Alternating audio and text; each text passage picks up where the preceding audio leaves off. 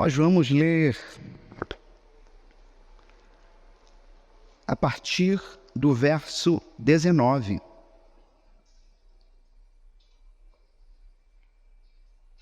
Finalizamos a oração do Pai Nosso na semana passada.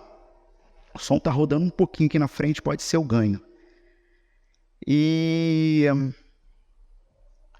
Bom, muitos irmãos em crise, isso é ótimo. É bom, meus irmãos, crise é coisa boa. Crise é algo que nos faz sairmos do senso comum. É algo que nos faz sairmos da superfície. E não tenho dúvidas que o Senhor, Ele, ao longo da vida de vocês, tem posto muitos testes, como vimos no Sermão do Monte, no Pai Nosso, não é? Muitos testes, muitas provas, no sentido de vos amadurecer, não é? Para exatamente quando chegasse o dia da crise.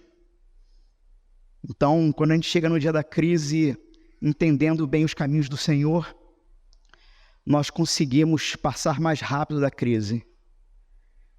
E hoje, dando continuidade, então, a partir do verso 19.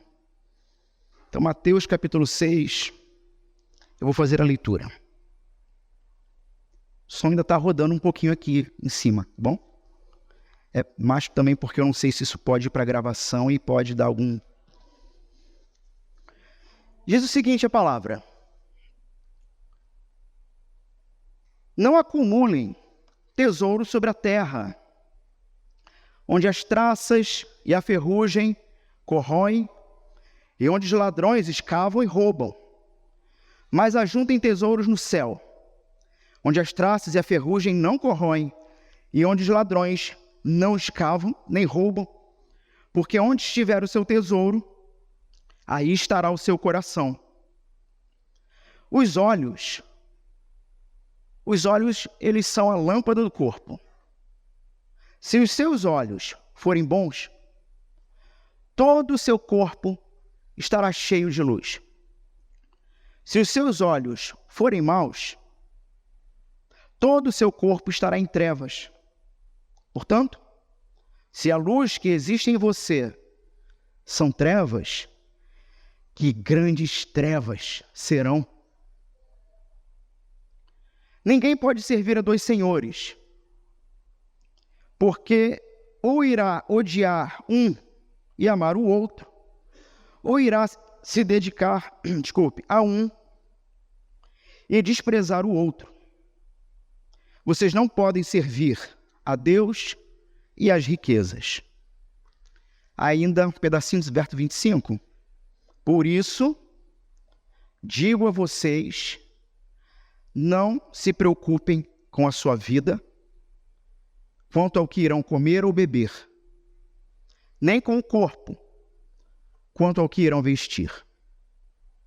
Agora sim, podem assentar.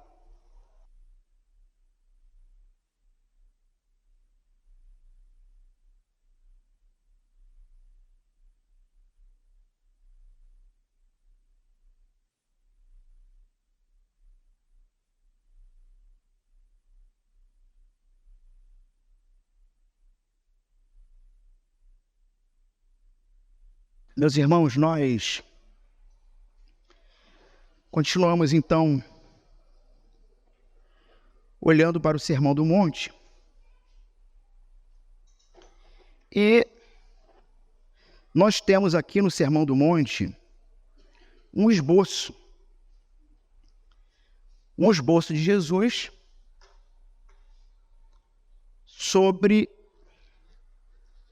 como ele quer que o seu povo viva nesse mundo. Disso se trata o Sermão do Monte. Um esboço, uma primeira fala dele. No capítulo 6, ele vai tratar sobre o que, nesse resumo aqui, eu nomeei, sobre uma certa estrutura interna que tem relação com a fé e com a vida. capítulo 6, sobre o que significa ser cristão. Uma estrutura interna sobre o que significa ser cristão. Enquanto no capítulo anterior, no 5, que a gente já viu, a partir lá do verso 17, Jesus vai estar tratando sobre uma estrutura interna do que significa ser cristão. Então, no capítulo 5, do verso 17 em diante, nessa estrutura interna da fé, Jesus ele vai apresentar o espírito da lei como uma contraproposta à letra da lei. Lembra-se que ele diz assim, vocês precisam superar em muito a justiça dos fariseus. É porque Jesus estava falando do coração. E ele vai dar as práticas ali. E ele vai falar sobre questões relacionadas ao coração.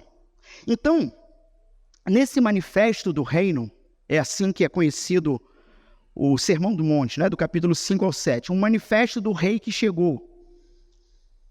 Jesus, inicialmente, deixou claro as características dos seus discípulos e começa a trabalhar até aqui no verso 17, ele começa a pontuar o fato de que o coração precisa estar completamente cativado por Cristo. O coração humano, ele precisa estar completamente envolvido nesse processo de cumprir a vontade de Deus. Se o coração não estiver envolvido de fato com Jesus e com a sua palavra, nos afazeres da vida, no cotidiano, e está aí, né? Por isso que eu falei de crise, porque tem sido um bom teste para muitos, não é?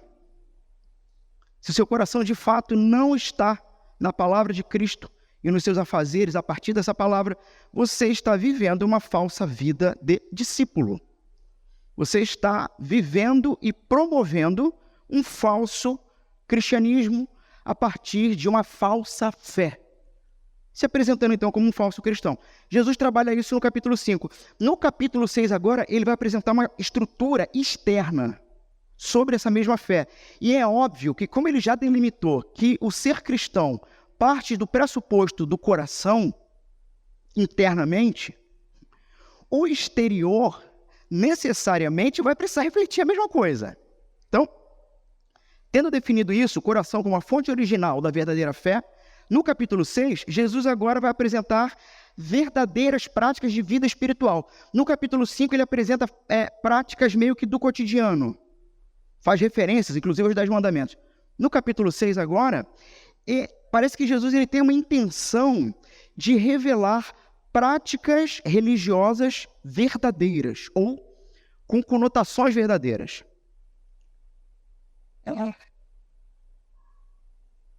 E o ponto é que se você não tiver o coração limpo por Jesus, tudo o que você fizer de cunho religioso, e a gente pode definir assim o início do capítulo 6, enfim, tudo o que você fizer de cunho religioso, não tendo sido limpo primeiro por Jesus, e a gente tem que pontuar uma coisa muito séria, tá? E olha como é que Jesus coloca o negócio assim. Tipo assim, ele não vai negociar. Porque quando ele aponta para o coração e quando ele aponta para as fontes e desejos do coração, Jesus está falando sobre algo, o próprio coração, em que você não tem controle.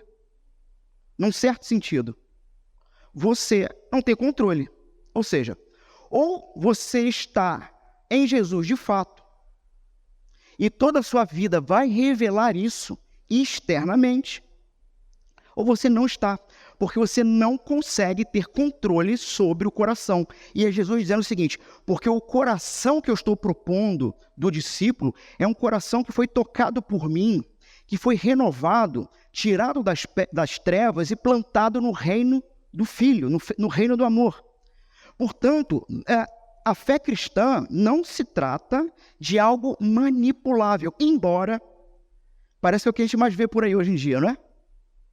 Algo manipulável. Mas isso, de uma certa maneira, é bom, porque a gente percebe. O verdadeiro discípulo, calcado em Cristo e na sua palavra, ele vai desenvolvendo em Cristo e pelo Espírito um certo discernimento de quem ele deve ouvir, quem ele não deve ouvir, onde ele deve frequentar, onde ele não deve frequentar, onde ele deve cultuar a partir de um culto verdadeiro em espírito e em verdade, conforme o Senhor Jesus disse, e onde ele não deve ir por ser um culto apenas estético, fake, falso, que tem como único motivo ou arrancar o dinheiro dos seus bolsos ou escravizar suas vidas com falsas promessas. É estético, é fake, é falso. Porque quando se trata do coração, ou é ou não é. E no capítulo 6, então, Jesus ele vai deixar muito claro o que é hipocrisia. O que é esse fake, esse estético. E usando o próprio termo hipocrisia, ele vai pontuar que é uma máscara. É uma máscara. Então, quando Jesus chama os fariseus de hipócritas, não é porque eles não fazem, porque eles falam, mas não fazem. Hoje a gente pensa que hipócrita é isso, né? O sujeito que fala, mas não faz. Não. Biblicamente, hipócrita não é isso. Hipócrita é o sujeito que faz, mas no seu coração ele não queria fazer. Esse é o hipócrita. Esse é o hipócrita. É aquele que faz buscando aplausos humanos, porque de fato ele não gostaria de fazer. Então, Mateus ele vai organizar aqui a ideia com 3 temas no capítulo 6. E esses 3 temas possuem a mesma estrutura. Primeiro tema, o dar esmolas. E foi um desafio para muitos, né? Porque muitos de nós nunca pensamos que dar esmolas é uma prática de espiritualidade. E que tem que nascer do coração. Depois ele vai falar sobre orar. E depois sobre jejuar. Os 3 temas, estruturalmente, eu espero que você esteja com o seu texto aberto, você pode olhar e você pode conferir. Os 3 temas possuem a mesma estrutura de organização e de fala, a mesma estrutura. E aí é interessante que a oração do Pai Nosso, ela se encontra, a oração ensinada pelo Senhor, ela se encontra bem no meio. A oração do Senhor entra quebrando essas 3 estruturas. Então você tem jejum, dar esmolas, oração. De repente entra a oração do Pai Nosso no meio, quebrando as estruturas, fecha com o jejum. E tem motivo para isso, tem razão para isso. Bom, o Pai Nosso então, ele entra bem no meio ali, porque ele está exatamente no meio do Sermão do Monte. Parece então que tudo que vem antes do Sermão do Monte vem como um preparativo para o Pai Nosso. Somente os discípulos entenderão o Pai Nosso, somente os discípulos terão liberdade em Cristo para orar o Pai Nosso, por mais que não consigam cumpri-lo perfeitamente. Somente em Cristo os discípulos terão condições de aplicar o Pai Nosso, de viver a partir das verdades eternas do Pai Nosso. E ele nos prepara para o que vem na sequência também. A oração do Pai Nosso, ela nos faz fazer uma pergunta. Qual é o desejo final de um cristão? Qual é o desejo final de um cristão? E você pode estar se perguntando, mas pastor, você não disse que a oração do Pai Nosso acabou domingo passado? Sim, acabou. Nós realmente estamos começando a refletir sobre o que vem após o texto do jejum, que fecha a estrutura anterior.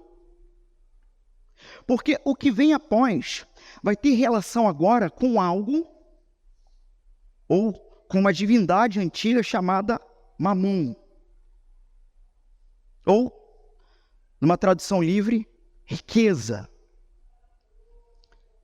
Bens. Mas que dentro do contexto escrito e da época, Mamon, ele é personificado. Vocês lembram no Pai Nosso, quando eu falei assim, a nossa tradução diz, livra-nos do mal. Lembram-se disso? Mas eu expliquei para vocês que a estrutura do grego, na verdade, personifica esse mal. Então, a melhor tradução é livra-nos do maligno, porque é um ser, é um ente. Da mesma maneira, riqueza, sim, está falando de dinheiro. Só que você tem aqui quase que uma jogada aqui mental, vamos dizer, para não chamar de uma pegadinha com uma palavra só. Porque as duas verdades se aplicam nessa palavra. Mamon aqui, ou riquezas, dinheiro, não somente tem de fato relação com riqueza, com posses, tem relação com isso, mas intencionalmente Jesus está afirmando que essas posses podem vir a se tornar um ente na sua vida, um ser personificado, do qual era chamado de Mamon, um ídolo. E vocês, alguns estranharam eu ter lido até o verso 25 e parei no 25, porque na verdade o 25 é para domingo que vem, se eu não me engano. Eu acho que é. O 25 é para domingo que vem. Mas o que nós temos aqui, meus irmãos, agora é um grande bloco. É um grande bloco que começou do 19 e vai até o 30 e pouco. Vai até o final do capítulo 6. Um grande bloco. Onde, dentro do Pai Nosso, foi respondida essa pergunta: qual é o desejo final do cristão? Para depois do Pai Nosso apontar uma problemática. Qual é a problemática? Uma problemática humana, que tem relação com dinheiro. E, meus irmãos, desculpa aqui a expressão, mas é uma desgraça falar de dinheiro. Tu fala de dinheiro com o indivíduo, chega a se tremer. Dependendo, óbvio, do motivo. Se for dizer que eu vou dar o dinheiro, né? Sempre é bem-vindo. E por que eu estou dizendo que é um grande bloco? Porque Jesus, ele apresenta estruturalmente as questões relacionadas com dinheiro e a idolatria ao dinheiro, para na sequência, ele deu a causa. Para na sequência, a partir do verso 25, dar a consequência, dar o efeito. Não andeis ansiosos. Por que não andeis ociosos? Aí você lê o verso 24. Porque ninguém pode servir a dois senhores. Jesus está partindo de um pressuposto, e olha que aqui já vai um spoiler para domingo que vem. Mas Jesus está partindo então de um pressuposto de que o indivíduo que se encontra em grande ansiedade é um indivíduo que está sofrendo os efeitos e consequências da sua idolatria. É um indivíduo que está sofrendo efeitos e consequências de não descansar com o coração num Deus santo que te garante. É um indivíduo que, por exemplo, ele vai fazer uma reserva financeira. E está certo.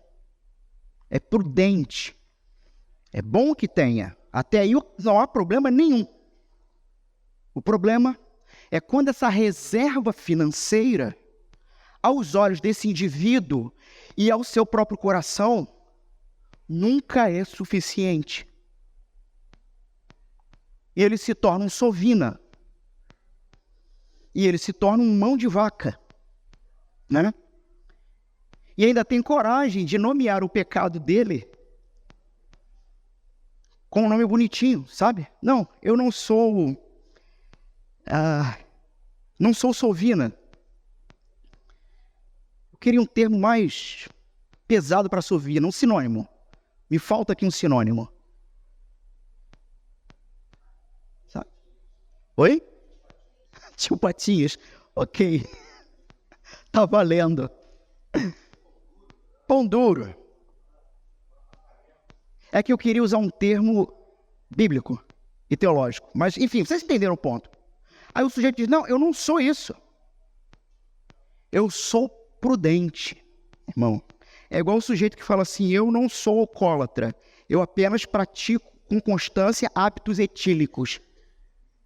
Quer dizer, é uma maneira de você enfeitar o seu pecado. Você enfeita o pecado. Então, por isso eu afirmei, há um grande bloco aqui. E que, óbvio, por conta de tempo, eu preciso separar no meio aí. Porque você tem temas diferenciados, mas eles estão interconectados. Por quê?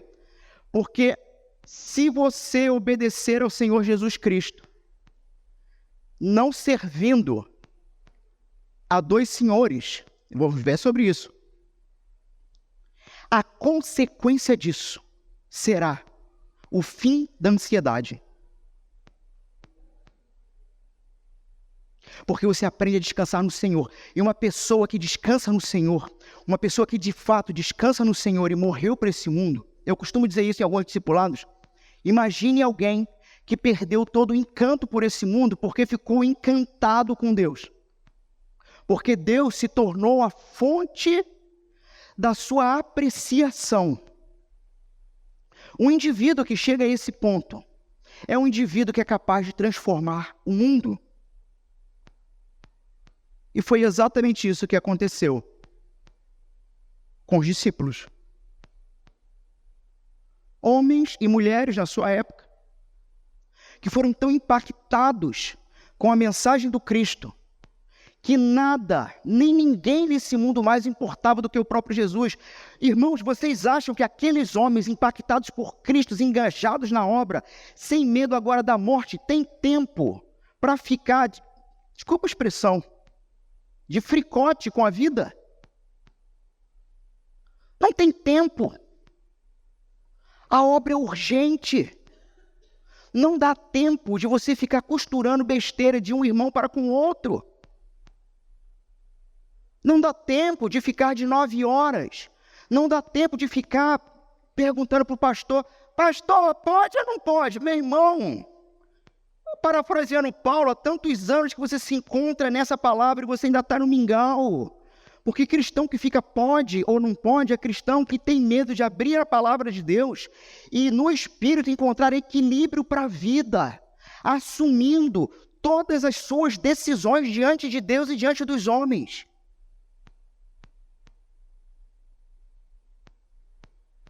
Uma pessoa impactada pelo Evangelho não tem tempo para ficar ansioso. Porque não tem medo de perder mais nada. Porque perdeu a sua vida com o seu Cristo na cruz. A minha vida acabou. O que mais pode me atrair nesse mundo? E o que de mim mesmo eu quero preservar? Nada eu tenho. Que o meu nome morra com o meu corpo e que o dele prevaleça por toda a eternidade, porque nele estou seguro. Mesmo diante de uma vida que é dura, curta e incerta. Confio toda a certeza da minha existência, não mais naquilo que eu pratico, mas no que foi feito por mim na cruz. Não estou dizendo aqui que a ansiedade é algum tipo de pecado, mas pode vir a ser. Porque pode ser tão somente consequência de idolatria. E é isso que Jesus trata nessa primeira parte do sermão, do texto, do verso 19. Quando você se encontra numa situação em que você precisa agora gastar o restante da sua vida tentando prover coisas que talvez nem você goste, para agradar quem você não conhece, para que você obtenha algum tipo de status ou segurança pessoal dentro de um grupo que também nem se importa muito contigo. E como que nós caímos nisso? Quando nós conseguimos, de fato, considerar no nosso coração e perceber tentações malignas, pecados, coisas das quais nós não devemos, de fato, nos envolver. Mas temos uma dificuldade incrível de perceber o quanto dinheiro te controla. E o quanto você é movido pelo dinheiro.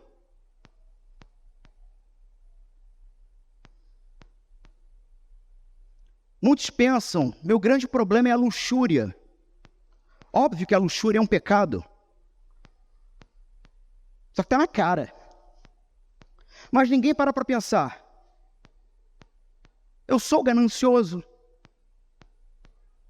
Eu sou alguém que está construindo a minha vida a partir de falsas propostas de segurança, das quais a palavra de Deus chama ídolos.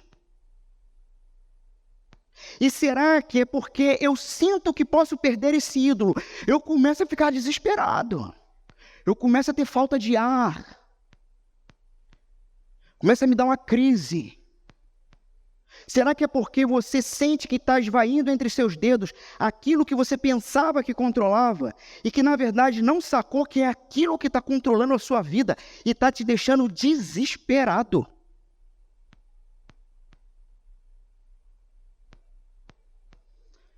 O Pai Nosso respondeu essa pergunta.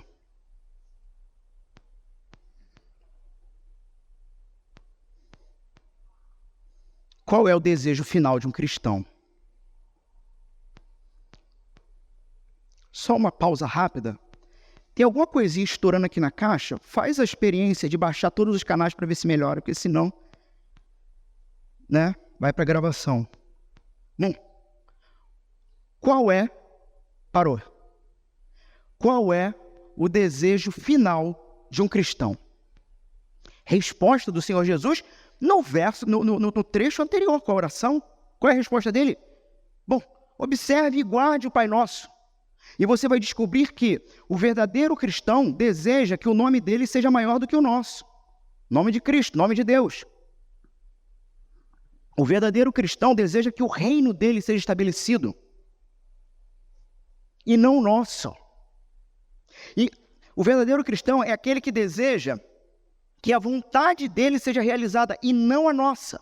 E quando a gente começa não somente a orar, mas a viver dentro desses pressupostos, o verso do 19 ao 24, ele começa a ser, vamos dizer assim, liquidado, no sentido de estar resolvido, porque não é mais o meu reino, porque de fato estou orando por algo que não tem em si relação com o meu bem-estar. Não é mais a minha vontade, mas a vontade dele, que é boa, perfeita e agradável, para ele, não para mim. Não para mim. E quanto a nós, ainda, qual é o desejo do homem?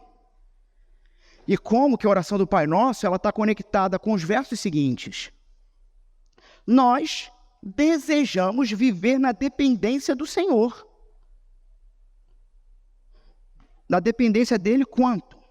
O seguinte, todas as nossas necessidades diárias, tanto físicas quanto espirituais, Jesus supre. Diga-me, uma pessoa que ora e vive a partir desse pressuposto é uma pessoa que vive triste? Vocês acham que isso é possível? Se ela está vivendo triste, é porque ela está gastando tempo e energia dela com qualquer outra coisa, menos com o reino e os afazeres do reino. Faz sentido? Jesus supre as necessidades físicas e espirituais. Nós desejamos viver na dependência do Senhor quanto a estar em paz com o Senhor e com o nosso semelhante. E Ele, Jesus, Ele nos perdoa. Ele nos dá a capacidade necessária para o perdão aos outros. Nós desejamos passar com louvor em todos e quaisquer testes que forem colocados. E é Ele, Jesus, é quem nos ajuda a passar, aprovado. E testes aqui, eu estou usando a forma genérica mesmo. Provas que o Senhor coloca e tentações malignas. O Senhor Jesus não falou para a gente orar pedindo que nos livrássemos dos testes, mas que nos livrássemos do maligno, porque os testes virão. Mas só passaremos se formos dependentes dele. Desejamos isso, inclusive pedindo ao Senhor que ele impeça que Satanás provoque tentações acima do que podemos suportar. E é o Senhor que faz isso. Martinho Lutero já dizia, o diabo é o diabo de Deus. O diabo é o cachorro de Deus.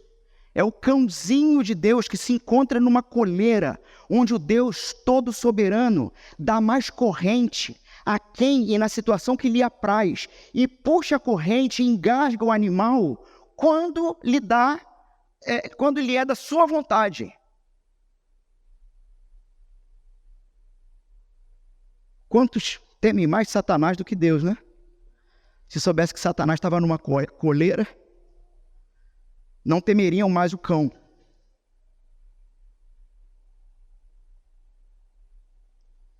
Tendo então, irmãos, definido aqui os limites do coração e os limites da ação cristã, o Senhor Jesus, ele nos preparou um terreno para nós enfrentarmos ou para entrarmos numa área espinhosa. Uma área que é espinhosa não somente para cristãos ou como cristãos, mas uma área que é espinhosa para a humanidade, de forma geral. A área financeira. Dinheiro. Aquilo para o qual muitos de nós aqui, hoje, talvez todos nós, quando nós temos, de forma regalada, farto, nós criamos em nosso coração e na nossa mente uma determinada segurança que é falsa. Diga-me, como fica seu coraçãozinho quando você abre a sua conta bancária e ela está fofinha, recheadinha, depois de ter passado um final de mês difícil? Irmãos, o sentimento, a sensação é que a gente pode dominar o mundo. O sentimento é que tudo está às nossas mãos, sabe? Como o filho pródigo. Nos achamos os reis da noite. Como diz a canção de Gerson Borges, pensamos ser os donos da boca.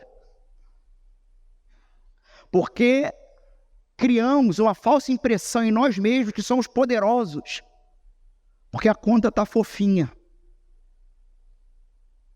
Mas, meu amigo, quando aquilo seca, bate uma deprê, bate uma sensação de, meu Deus, e agora?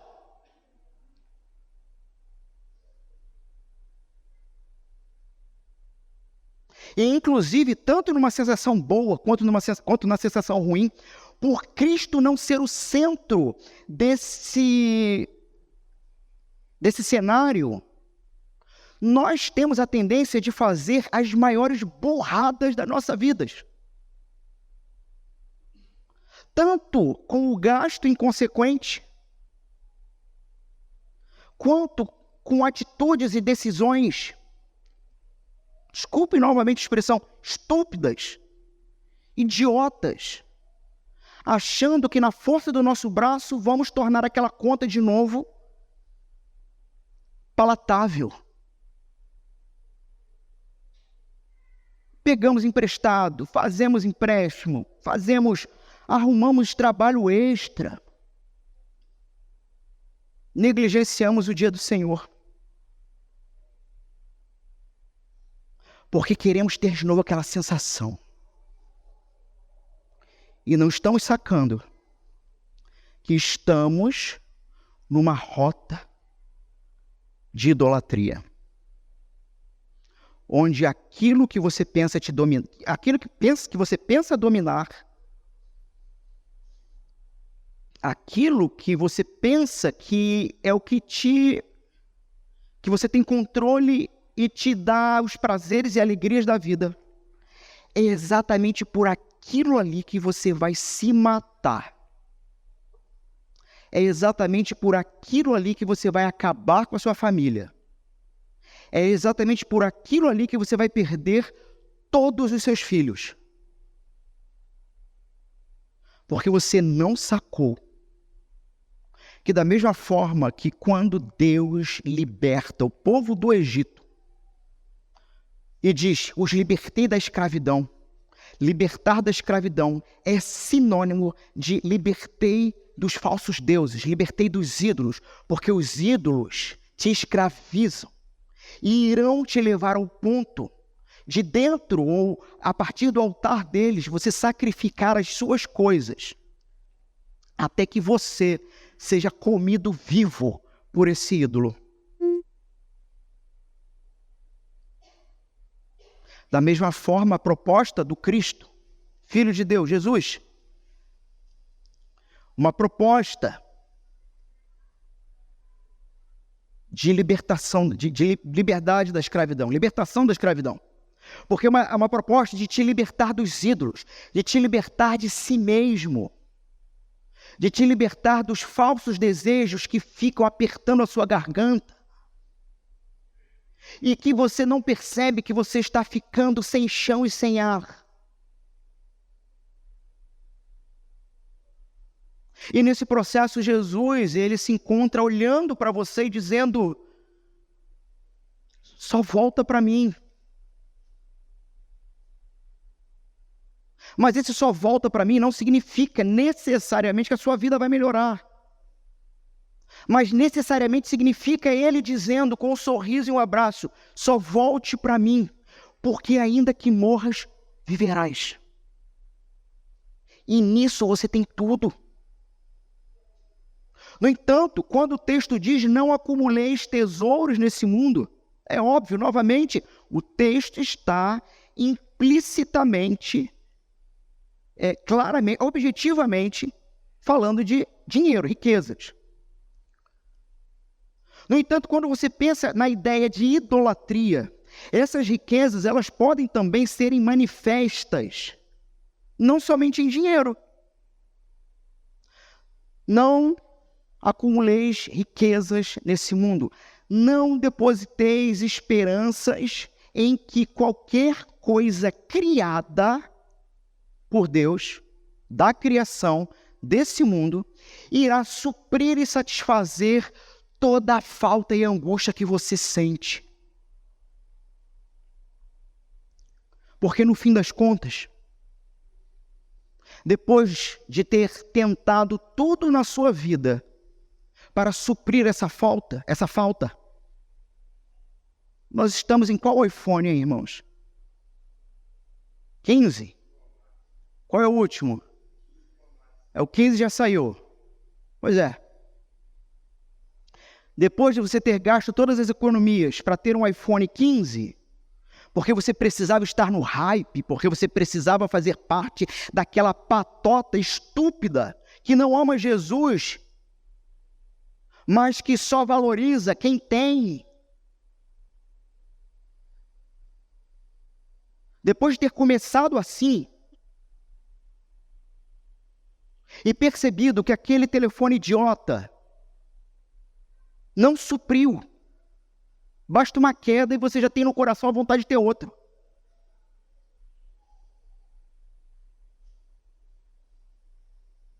Você vai indo para drogas maiores, tentando suprir uma angústia. Você está idolatrando. Por fim, nessa sequência de eventos,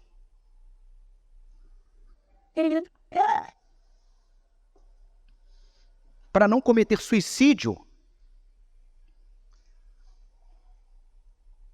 você se encontra com a tarja preta, o remédio.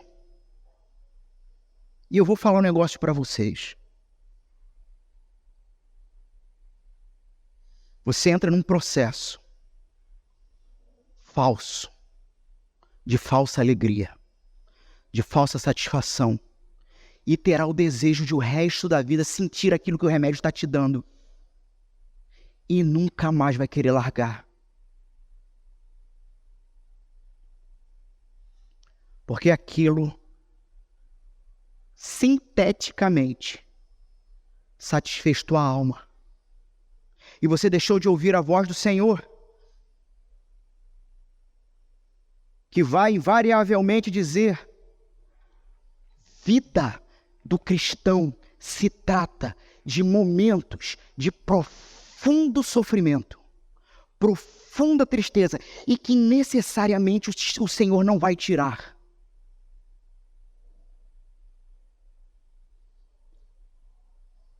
Charles Randall Spurgeon, pastor batista reformado, século XIX, conhecido pela alcunha Príncipe dos Pregadores, sofria de profunda depressão e morreu tendo profunda depressão. Contam os historiadores de um caso em que o culto começou pela manhã e um grupo de diáconos precisou se dirigir até a casa do senhor Spurgeon, pegá-lo pelo braço, tirá-lo da sua cama, o arrumar e o levar para o púlpito. E ele prega dos seus fantásticos sermões.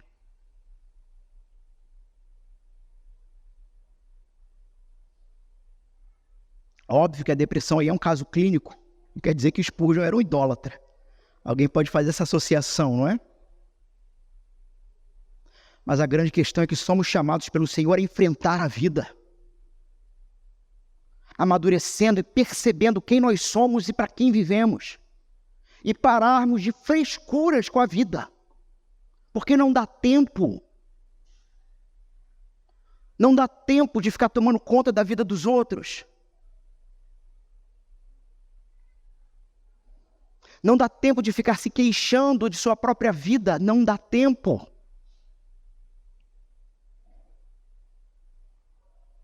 Saí completamente aqui do meu esboço.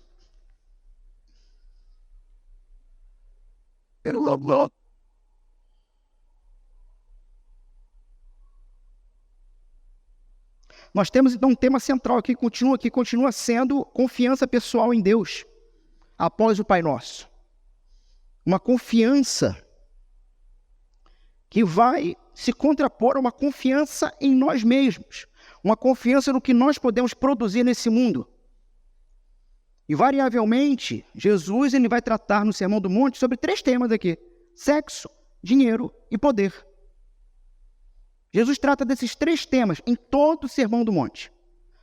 Sexo, ele vai falar de adultério, vai falar de casamento, vai falar de vida casta, vida santa. Dinheiro, que é o texto de hoje. E o poder nessa relação de uma necessidade de controle. E o que Jesus vai falar sobre cada um desses assuntos é tão contraintuitivo que você começa a perceber que, irmãos, veja, se qualquer comunidade de pessoas levasse muito a sério o que Jesus está dizendo aqui, isso tornaria, essa comunidade tornaria uma sociedade humana sem igual na face da terra. Porque essa é a proposta de Jesus, uma comunidade de homens e mulheres feitos discípulos nele, que não se compara com esse mundo. Bom, temos então Jesus aqui falando sobre dinheiro e vamos notar 3 coisas aqui nos seus ensinamentos. Jesus vai nos dizer como o dinheiro pode nos cegar.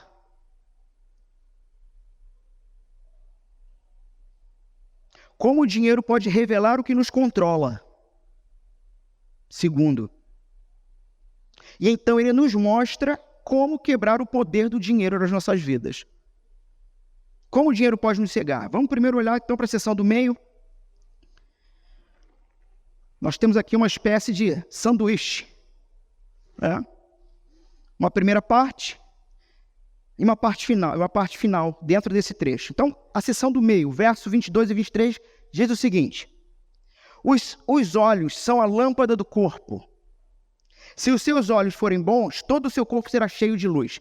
É engraçado, não é, meus irmãos? Nós temos a tendência de olhar para o Sermão do Monte, e é um texto muito conhecido, mas por causa da nossa tendência de puxar texto fora de contexto, qualquer um pegaria esse texto agora para falar dos olhos, da lâmpada, e da vida, e das trevas. É óbvio que isso está aqui, mas não é o objetivo central, a intenção do texto. Não é isso que o texto quer comunicar, ele tem algo maior, porque não é à toa o que vem antes e o que vem depois, ele está no meio. Verso 23, se porém os seus olhos forem maus, todo o seu corpo estará em trevas. Portanto, se a luz que existe em você são trevas, que grandes trevas serão. Nós temos então aqui Jesus nos dando aqui uma espécie de um retrato, uma imagem. Não é tão difícil de ver esses dois versos, a gente consegue visualizar isso, não é? O que Jesus está querendo dizer? Se você estiver numa sala, observem essa imagem que eu vou fazer agora da imagem do verso, tá? Se você estiver numa sala cheia de luz, você consegue andar tranquilamente todo ao redor da sala, certo? Você vai poder pisar de uma forma que essa luz te ajuda a navegar, a caminhar em qualquer ambiente. Mas se você estiver completamente escuro lá dentro, num ambiente escuro, queimou todas as lâmpadas, cortina blackout, você vai tropeçar e cair. Você vai machucar a canela, feio. Você não sabia que tinha uma mesinha de centro, de quina, de ponta.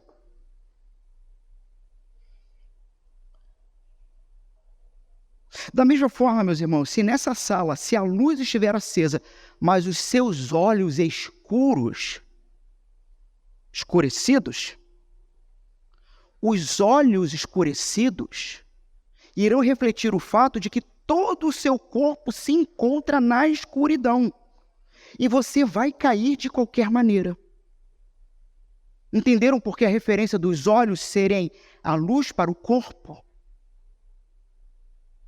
Porque por mais que haja luz, se os seus olhos estão escurecidos, o seu corpo está na escuridão e vai se machucar. Vai cair. Então, o que Jesus está dizendo é que se o seu olho estiver no escuro, o seu corpo estará sempre na escuridão. E você diz, ok, eu entendi. Mas, de novo, o que isso tem a ver com o dinheiro?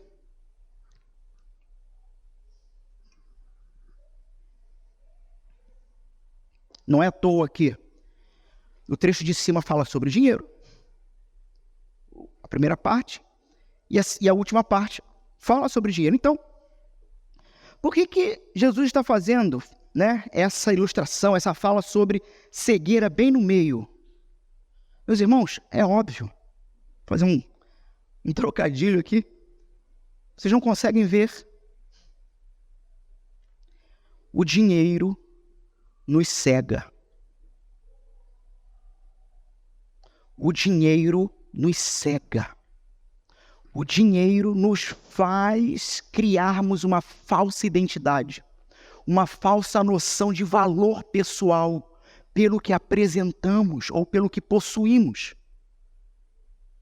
O dinheiro nos faz sermos muito mais maus com as outras pessoas ao nosso redor. O dinheiro nos faz maltratar garçom. O dinheiro nos faz maltratar funcionário público. O dinheiro nos faz nos comportarmos como se fôssemos a pessoa mais importante daquele ambiente, e você não é. O problema é que você ficou cego.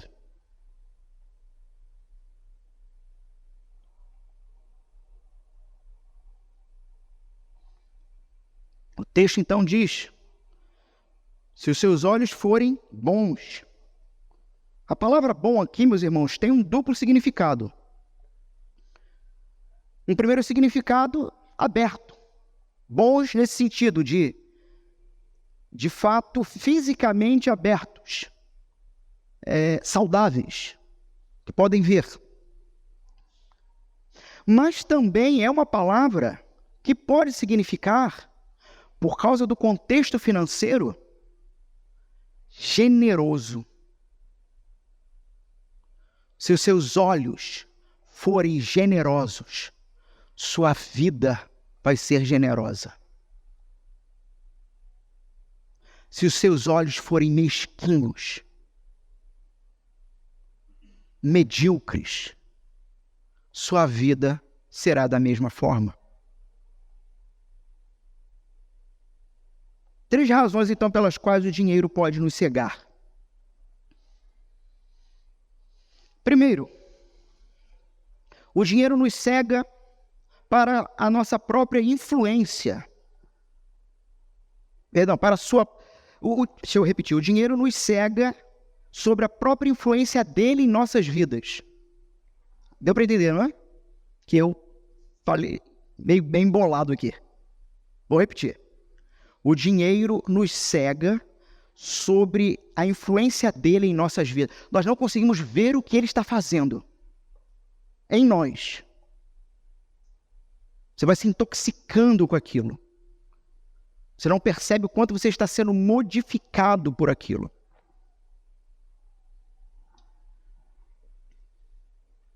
Por exemplo, nós sabemos quando estamos mentindo. Você sabe quando você está mentindo, é algo claro, óbvio. Você sabe quando você está desejando. Você não tem dúvida disso. Você sabe quando você falou abusivamente com alguém. Você sabe que passou do limite.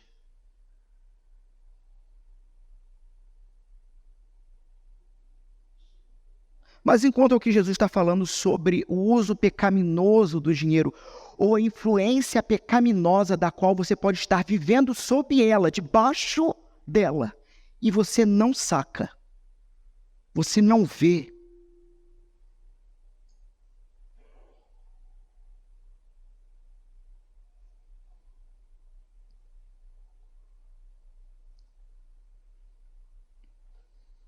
Basicamente, meus irmãos, a Bíblia vai dizer, ou essa é a ideia, né? Que o pecado do dinheiro se encontra em um uso egoísta do dinheiro. Jesus vai falar, inclusive, sobre essa questão com muita frequência. E veja, eu tinha dado o exemplo da luxúria, né?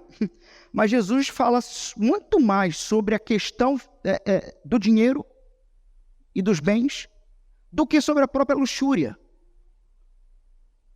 Então, me parece que essa questão de como vivemos a partir do dinheiro pode ser um pecado desenfreado. E ainda assim, poucas pessoas vão achar que não tem nenhuma influência com o dinheiro que tem ou que não tem na sua vida. Da perspectiva de Jesus, por exemplo, você cai muito mais na ganância do que na luxúria. Muito mais. Porque, de uma certa forma, sendo você cristão e a luxúria está clara na sua frente, você tem um controle sobre aquilo para não cair. Mas, se o seu Senhor for Mamon, você não consegue controlar o seu coração quanto a ele e cai em ganância ou em desespero por causa dele. Faz sentido o que eu estou falando para vocês? Conseguem fazer as sinapses e entender?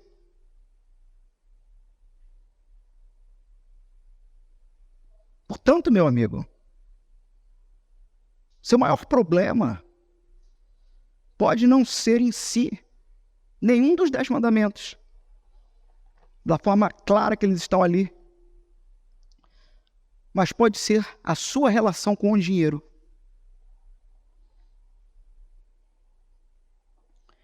Lá em Lucas capítulo 12, do verso 13 em diante, Jesus vai dizer o seguinte: cuidado, olha como isso é sério. Lucas capítulo 12, do 13 em diante, um resumo, Jesus vai estar dizendo: cuidado, estejam atentos a todas as formas de ganância, cuidado com a ganância.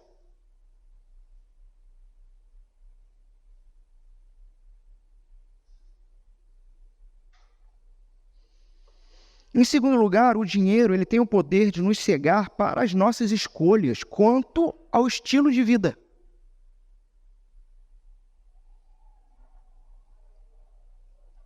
Meus irmãos, olhem para onde nós vivemos, para a sociedade que nós vivemos. Uma sociedade da qual nós somos bombardeados com gatilhos dos mais variados em relação a um estilo de vida desejável.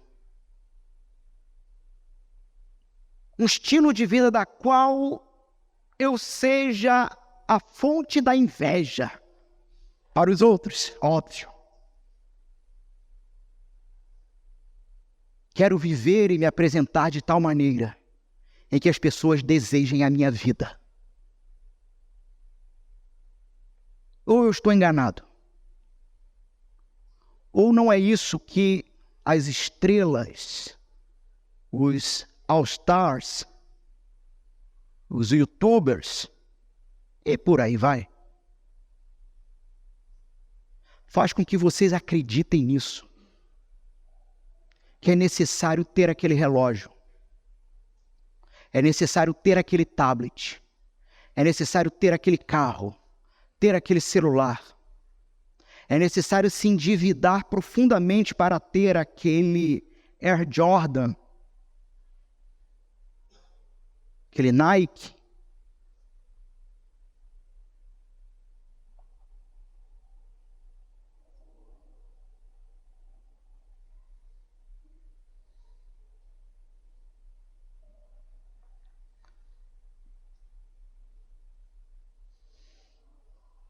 Cada produto que nós temos, meus irmãos, nós podemos obter sempre um melhor do que o outro. Você já percebeu isso?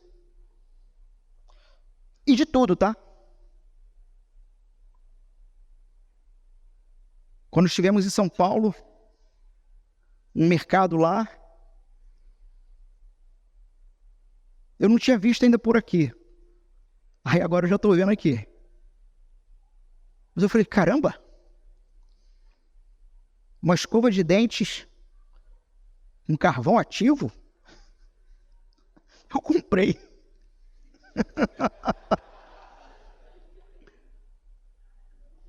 Que mentira aquilo lá. Frescurada. Sabe? Nós temos de escovas de dentes, pastas de dentes, eletrônicos, móveis, roupas, acessórios, tecnologia e entretenimento. Nós podemos simplesmente olhar para essa miríade de ofertas e gastar. E sempre em busca de um pouco mais por uma qualidade superior. Não há um produto, há sempre 50 versões de um produto. E você sabe exatamente o tipo que você pode pagar. Sem perceber, você pode estar em uma vida escravizada por todas essas... Que nome dar a isso? Essas propostas de falsa realização pessoal.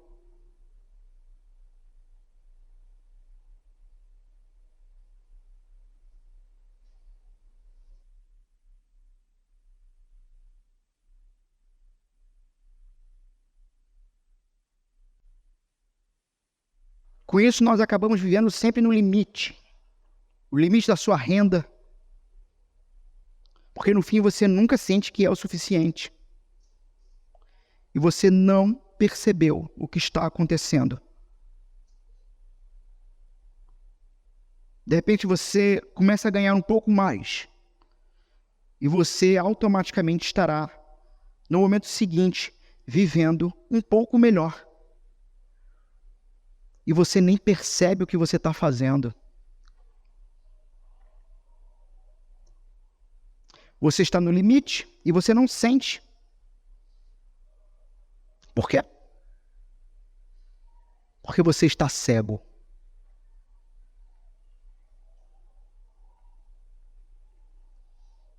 Gastamos muito conosco mesmos e não temos ideia, às vezes, do que estamos fazendo. E aqui vai uma pergunta, vai um teste.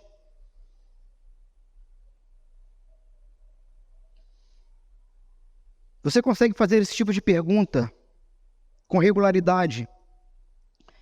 E tem algum amigo a quem você está disposto a fazer essa pergunta sobre você? Sempre questionamos o que os outros compram, deixam de comprar, gastam ou o que deixam de gastar. Mas você está pronto a perguntar para outros sobre você? Qual é a opinião bíblica e cristã sobre você e sobre como você tem se apresentado na comunidade cristã? Teste difícil.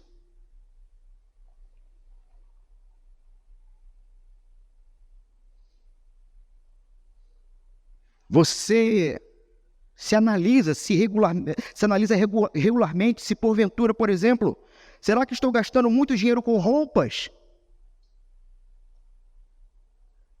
quando não preciso? Estou gastando muito dinheiro com eletrônicos, com entretenimento, com móveis. Meus irmãos, meu problema é livro. E eu tenho que parar com esse negócio. Houve uma época na minha vida em que praticamente eu não tinha roupa. Era a mesma roupa, só era 2 mudas. Porque tudo que eu tinha eu gastava com livros. Porque de alguma forma, na minha mente, eu achava que o conhecimento e a intelectualidade seriam algo que me dariam valor, principalmente no meio pastoral.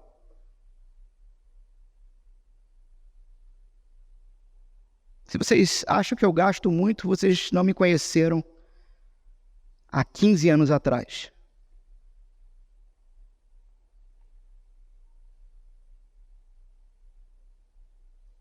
Talvez ao invés disso a gente não poderia realmente mudar as coisas, não poderíamos talvez viver de forma diferente, talvez não poderíamos doar mais, talvez não poderíamos ofertar muito mais esse dinheiro. A grande questão é que quando nós colocamos essa contraproposta, há um incômodo em quem ouve isso. Por que uma afirmação dessas te incomoda tanto?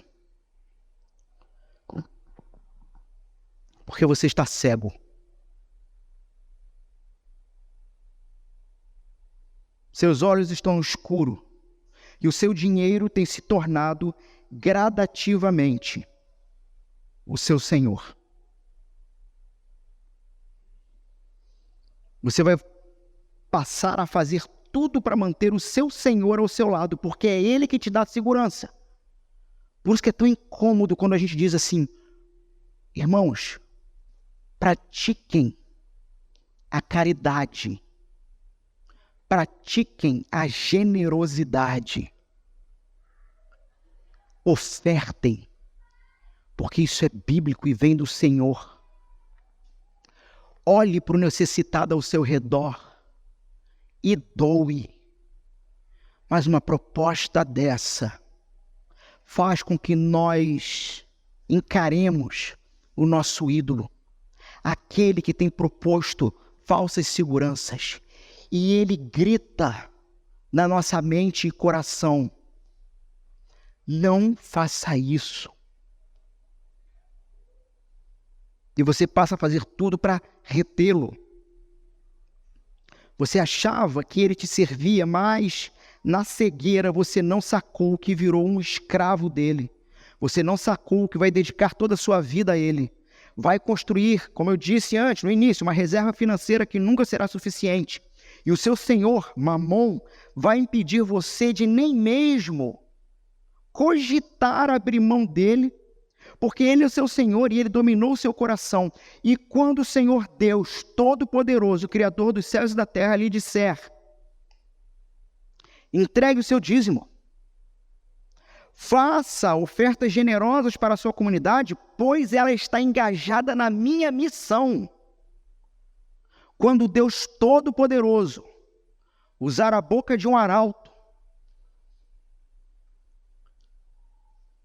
para lhe ensinar, corrigir, educar, quanto a isso, você vai racionalizar.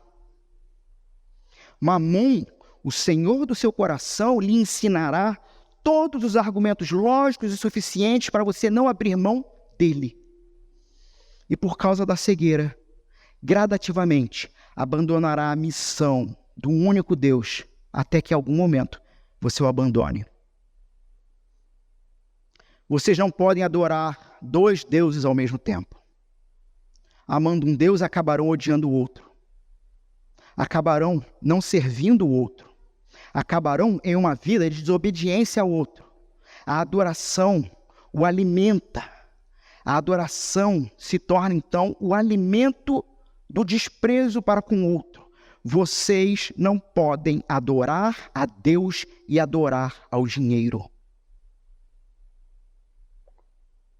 O lugar em que vocês mais desejam estar é perto do seu tesouro, e é lá que acabarão indo parar, pois o seu coração não encontrará paz e descanso em outro lugar. Ou será no Senhor Deus, ou será naquilo que sua alma cobiça, porque lhe traz um sentimento de existência, dignidade. Se você servir ao dinheiro, Jesus não está abrindo concessões aqui, mas Jesus está afirmando que você não servirá a Deus. Se você escolhe a sua profissão por dinheiro, você não servirá a Deus. Se você escolhe o curso que você vai fazer por dinheiro, você não servirá a Deus. É por isso que, pela graça de Deus, eu abandonei a farmácia. Porque meu pai me deu um bom conselho quando eu era novo. Faça primeiro algo que lhe dê dinheiro. Depois faz o que você gosta.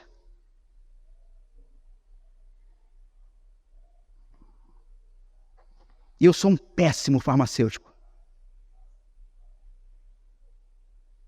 Porque era só dinheiro.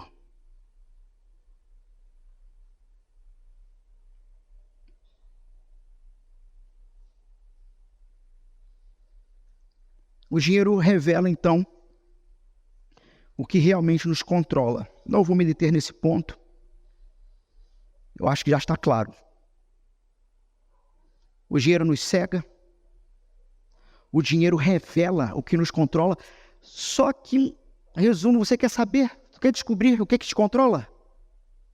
Já ouviram a expressão? É uma expressão, me parece, usada pela polícia. Siga o dinheiro. Vá até onde o dinheiro está. Descubra o caminho, a rota. Da onde vem o dinheiro, para onde foi. Você vai descobrir se aquilo é lícito ou ilícito. Siga o dinheiro. Eu não estou falando das contas que você precisa pagar mensalmente para a existência. Eu estou falando daquilo que você gasta por vontade própria. Observe em que esfera, em que local, no que você gasta com vontade própria o que lhe sobra. Siga o dinheiro e você vai descobrir quem pode estar sendo o seu ídolo.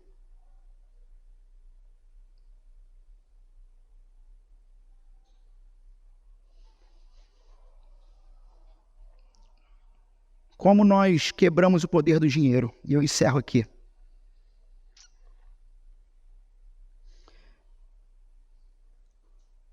Jesus vai dizer o seguinte: Não acumulem tesouros sobre a terra, onde as traças e ferrugem corroem, e onde os ladrões escavam e roubam, mas ajuntem tesouros no céu. Porque onde estiver o seu tesouro, aí estará o seu coração. Não objetivamente. E lembre-se, Jesus está falando para discípulos, pessoas que já foram transformadas por Ele, pessoas que já foram libertas da escravidão, pessoas que têm plenas condições de obedecê-lo. Jesus não está falando com não cristãos aqui. Não cristãos ainda se encontram escravizados pelos desejos corruptos das suas almas e precisam, num encontro com o Cristo, perceberem que o Cristo abandonou a sua riqueza, se fazendo um bebê pobre, um homem humilde, um servo sofredor na cruz, o Rei ressurreto, que nos chama a vivermos na glória dele. Mas aos cristãos, Jesus está nos dizendo: intencionalmente observem suas próprias vidas. Não acumulem traças, tesouros onde traças, ferrugem, que também pode ser traduzido como mofo, ou ladrão leva, mas almeje a eternidade. Almeje aquilo que ninguém pode te tirar. Coloque intencionalmente, ou construa intencionalmente, uma vida em que o seu tesouro é o Senhor, a sua palavra e a comunidade dele. O pastor está sendo radical, dizendo que temos que viver agora em prol da comunidade de Cristo. Então Jesus é radical, porque é Ele quem está dizendo isso, não sou eu. Porque onde está o seu tesouro, estará o seu coração. Se você ama o corpo de Cristo, a igreja do Senhor Jesus, porque o ama, ali você terá prazer e alegria. Óbvio, percebendo ser uma igreja séria.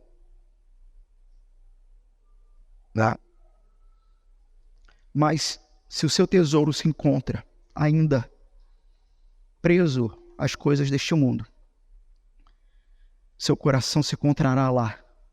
E Jesus está te afirmando: você está cego.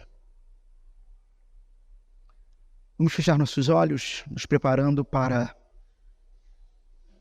a mesa do Senhor, a ceia do Senhor.